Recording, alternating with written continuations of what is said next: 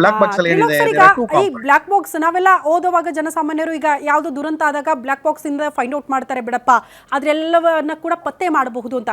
ಈಗ ಒಂದು ವಿಮಾನ ದುರಂತ ಆದಂತ ಸಂದರ್ಭದಲ್ಲಿ ಈ ಬ್ಲಾಕ್ ಬಾಕ್ಸ್ ಎಷ್ಟು ಇಂಪಾರ್ಟೆಂಟ್ ಆಗುತ್ತೆ ಸರ್ ಈ ಕಾರಣವನ್ನ ಪತ್ತೆ ಮಾಡೋ ನಿಟ್ಟಿನಲ್ಲಿ? 100% black box is the most important thing in air accidents, okay. ಅಂದ್ರೆ ಏರ್ ಕ್ರಾಶಸ್.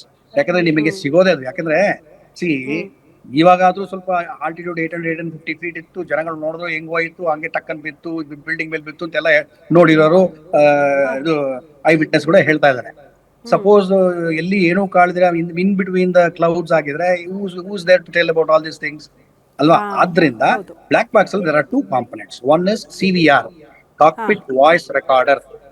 ಇನ್ನೊಂದು ಬಂದು FDR, flight data recorder.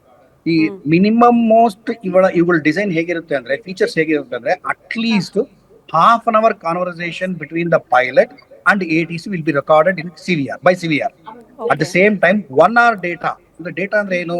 What was the height of the aircraft, ಅಂದ್ರೆ altitude of the aircraft, how the other controls were functioning, what was the positions of controls, what was the throttle, how much percentage was the speed, ಪ್ರತಿಯೊಂದು, what is the fuel left over, ಎಲ್ಲದು, what is the condition of the engine, ಎಲ್ಲ ಅದರಲ್ಲಿ record ಆಗಿರುತ್ತೆ for last 1 hour.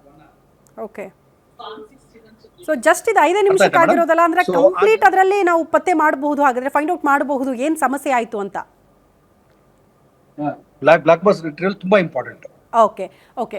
Trilok sir, ಅದ್ರ ಜೊತೆಗೆ ನಾನು ಈಗ just ಒಂದು ಸರ್ಚ್ ಮಾಡ್ತಾ ಇದ್ದೆ ಸರ್, ಏರ್ ಇಂಡಿಯಾಗೆ ಸಂಬಂಧಪಟ್ಟಂತ ಫ್ಲೈಟ್ ಪ್ರಯಾಣಿಕರ ಮೊದಲ ಆದ್ಯತೆ ಆಗಿರುತ್ತೆ. ಅದು ಸುರಕ್ಷತೆಯ ವಿಚಾರಕ್ಕೆ ಸಂಬಂಧಪಟ್ಟಂತೆ ಆಗಿರಬಹುದು ಅಥವಾ ಬೇರೆ ಫೆಸಿಲಿಟಿಗಳ ವಿಚಾರಕ್ಕೆ ಸಂಬಂಧಪಟ್ಟಂತೆಯೂ ಕೂಡ ಮೊದಲ ಆದ್ಯತೆ ಪ್ರಯಾಣಿಕರದ್ದು ಏರ್ ಇಂಡಿಯಾ ವಿಮಾನಗಳೇ ಆಗಿರುತ್ತೆ ಅಂತ.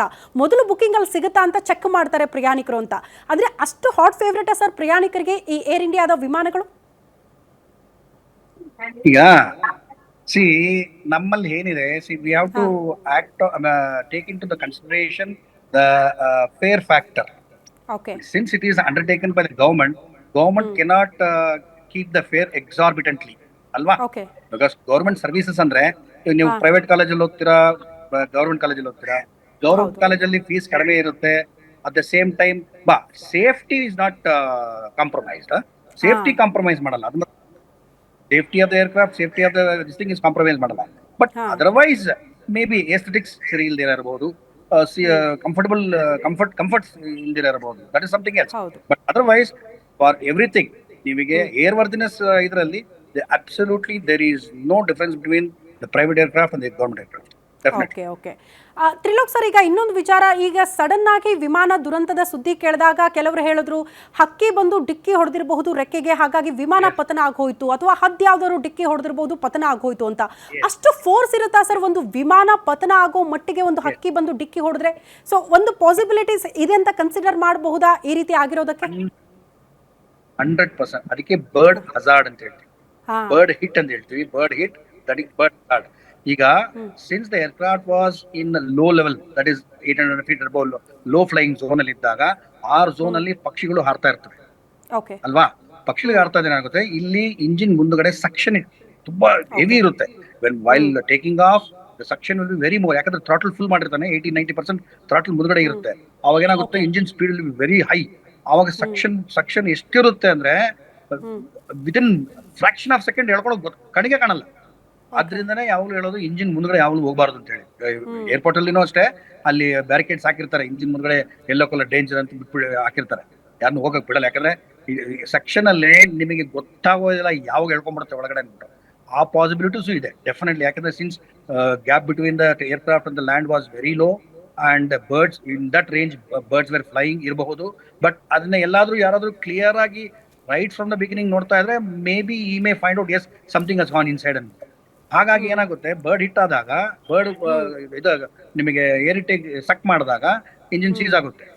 ಇಂಜಿನ್ ಸೀಸ್ ಆಗದೆ ದರ್ ಆರ್ ಟೂ ಪಾಸಿಬಿಲಿಟೀಸ್. ಒಂದು, ಇಂಜಿನ್ ಸೀಸ್ ಆಗಿ ನಿಮಗೆ ಏನದು ಫೈರ್ ಹೇಗೆ ಬ್ರೇಕ್ ಆಗುತ್ತೆ, ಇಫ್ ಸ್ಪಾರ್ಕ್ ಬಂದು ಫ್ಯೂಲ್ ಟ್ಯಾಂಕ್ ಡ್ಯಾಮೇಜ್ ಆದ್ರೆ, ಇಲ್ಲ ಫ್ಯೂಲ್ ಪೈಪ್ ಲೈನ್ಸ್ ಡ್ಯಾಮೇಜ್ ಆದ್ರೆ, then immediately fire will break out.